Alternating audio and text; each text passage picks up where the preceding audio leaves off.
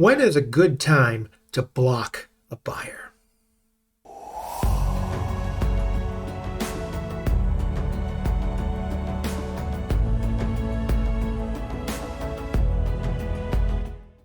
Hey guys, Ken here. Welcome back to the channel. Had an interesting experience yesterday that I wanted to share with you. And like it says in the title of this video, when is a good time to block an eBay buyer? Now, normally I don't block buyers. Normally, if somebody sends me an offer that's kind of low, I will counter offer that. And, if it's a decent offer, I'll do that.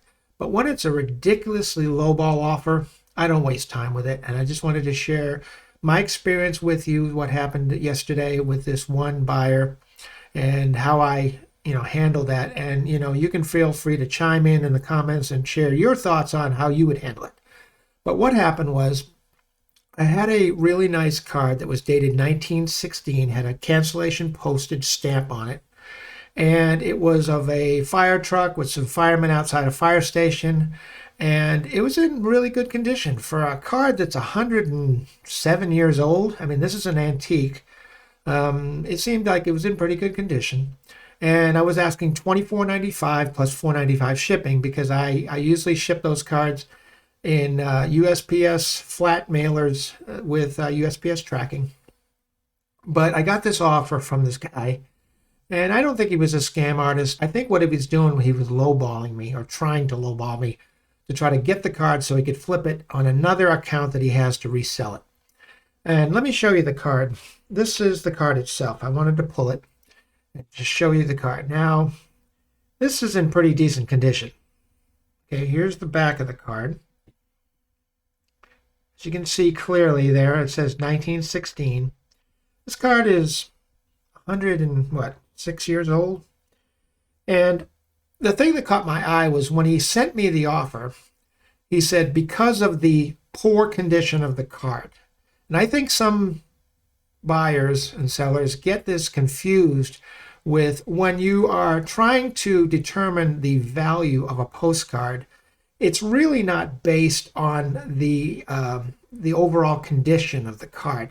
Now, in the case of if you're selling like sports trading cards, like baseball, hockey, basketball, sports trading cards, those are professionally graded.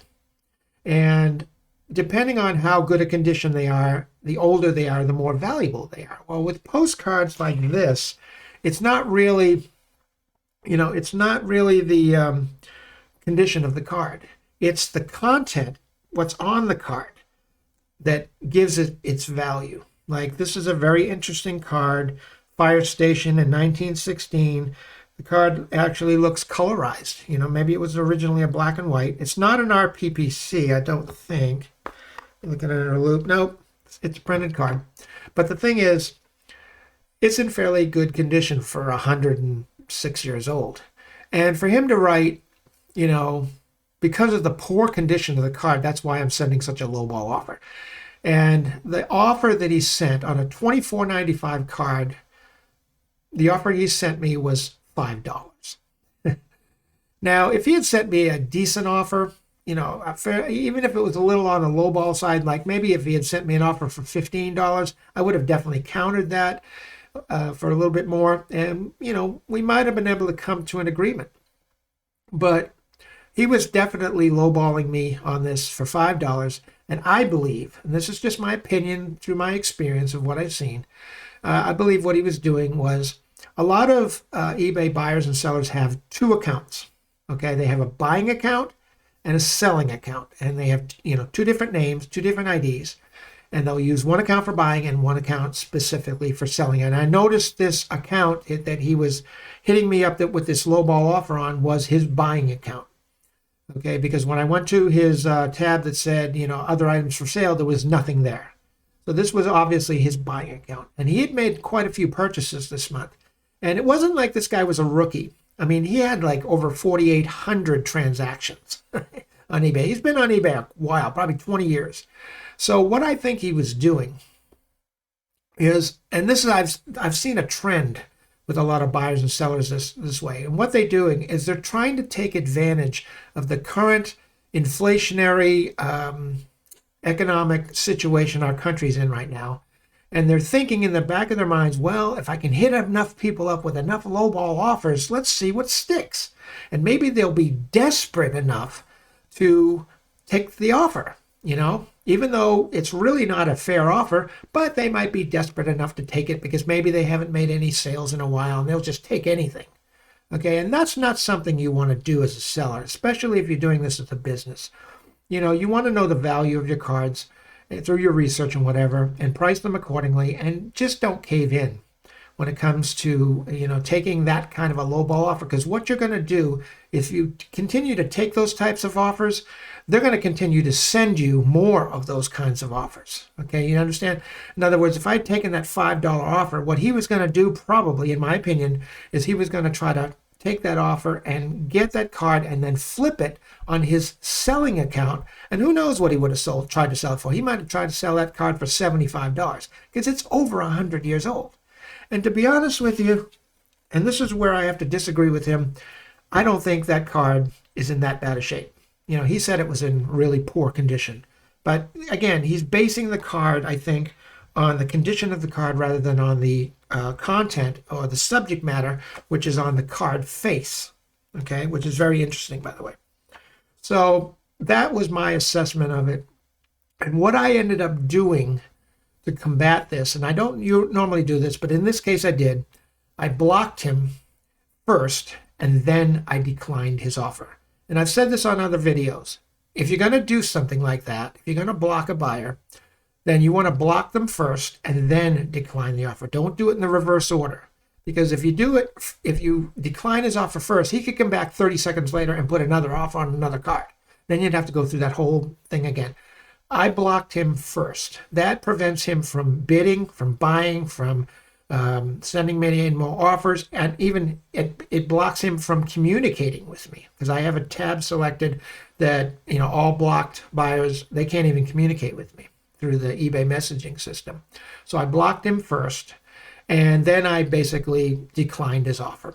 So because that's what I suspect he's doing. He's sending out a bunch of lowball offers because he's been on eBay a while. He knows what he's doing, and he's trying to get desperate sellers who maybe haven't sold anything in a little while, and they're willing to take any old offer. But see, when you do that, you open yourself up to a precedent that, hey, if he took this lowball offer, maybe I can send him a bunch of other lowball offers and he'll just keep taking them. And I'll get a bunch of valuable cards that I can flip on my selling account and make a bunch of money. Well, I'm not going to give him that option. Okay. I've seen too many of this, things like this happen. And like I said, I just blocked him, and then I declined the offer. Now you might say, well, you should have just countered, and you can go back and forth. But when you counter an offer, it still leaves that communication, that line of business open, so he can continue to send you other lowball offers. And I really don't have the time, to be honest with you. I don't have the time to nickel and dime, because to me, I've seen people do this, and I tried to do this. I tried to counter with what I wanted for the card, and then they send you back another counter offer for, like, if they sent you an offer for $5, the next offer they send you is $6, and then $7. They keep going up $1. And I'm just like, I don't have time for that. So, like I said, I blocked him, and then I just declined his offer, and we're done with it. Okay. Now you can do what you want to do. Okay.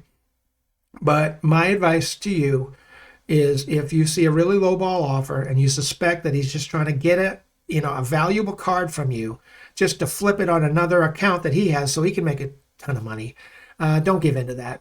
I know that sales on, with some sellers on eBay might be a little rough right now. We're still facing this current situation. Gas isn't as high as it used to be. Here in town, it's gone down to like $3.35 a gallon, where it used to be over $5. But food still hasn't gone down. And I think the reason for that is because food trucks are delivered, food are delivered on trucks that run on diesel, and diesel gas hasn't gone down. So that's maybe why food prices haven't gone down. But everything's gone up. And even USPS went up on their rates recently. So everything's gone up. So I'd say just stand your ground and if you know the value of what your cards are worth, somebody else is going to come along. I mean, most of my $24.95 cards that I sell on eBay, and I've sold quite a few of them, are usually sold to collectors, okay? Usually out of New York or Florida or even Massachusetts. And they know the value of it and they're willing to pay it. They don't have a problem with that at all. It's up to you. You run your business the way you run your business, okay? But this is what I did, and I just wanted to share it with you. I'd be interested in seeing your thoughts on the subject, maybe some situations you've encountered that were similar to this and how you handled it. So let's have a conversation about that, okay? Anyway, that's all I have for you today. If you got anything out of this video, you know what to do. Smash that like button. It helps the channel. I really appreciate it. And I'm going to go for now, but you guys have a great day. And we'll see you on the next video. Take care and bye for now.